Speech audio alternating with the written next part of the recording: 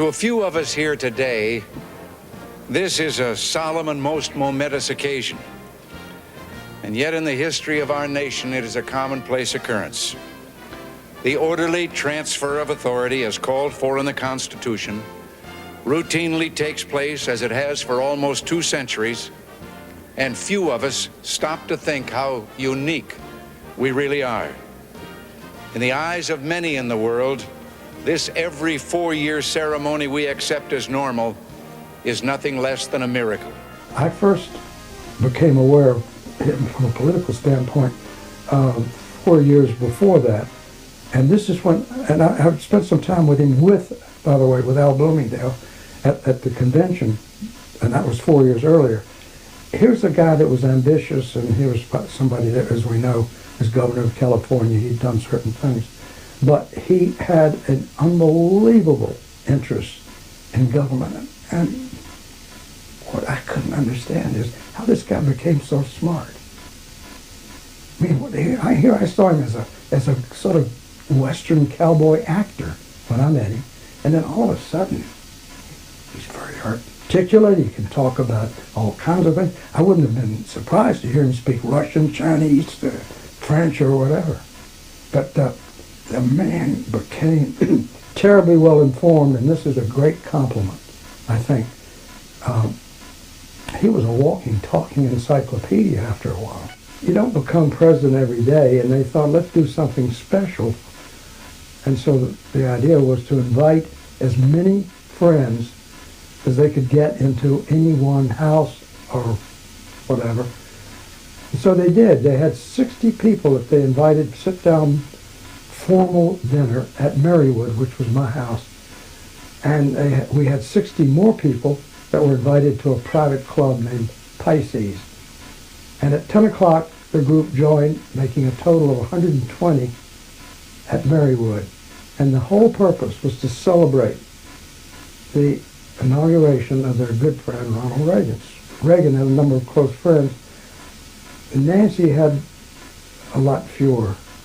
And she had a few lady friends, but this was not, she didn't have the same kind of outgoing personality that her husband did. The whole idea was to invite the people that the Reagans had known for years and that they counted among their very finest friends. And that's what happened. That's the way it happened. And a lot of these were, almost all of them were celebrities one way or the other. The only one that was not invited, but made such an effort to get an invitation that she finally ended up coming to the party, was Estee Lauder. She was absolutely hell-bent on being invited to this party because she wanted to be with the new president. I think she'd met him, but that was about it. Anyway, she finally ended up there, and one of the happy experiences for her, she told me later, was the fact that a picture was taken of her in the background with Reagan in the foreground. And she loved that because it proved that she was there. But everybody else was on a list that would be the logical, if you picked your best friends, these were all his best friends. After the inauguration, there were a number of parties, really wild, fabulous parties. I don't mean wild in a bad way, but wild they were very grand parties. It's like the old-fashioned way of entertaining. I had a very close friend from the time I was 20, 21 years old, and he was almost like a brother for a while. And unfortunately, he was not invited, and I wanted very much for him to be invited because I thought he should have been. He was an actor, a well-known actor. Unfortunately, he was married to President Kennedy's sister, and therefore he was a Democrat, and another reason he wasn't invited. But I was very concerned about it because I did everything I could do to get him invited. He had just had a big blow-up with Frank Sinatra about something that Sinatra was taken out of a situation in which Reagan was going to go to Sinatra's house in Palm Springs. It's a story that was very much publicized. Anyway, Sinatra got very upset with him, and for the rest of his life, Sinatra never had anything to do with him. And Peter was one of the Rat Pack. Peter Lawford was one of the Rat Pack people and very close to Sinatra. And I had met Sinatra originally in December of 1944. I went to his house, Sinatra's house, for Christmas with Peter Lawford.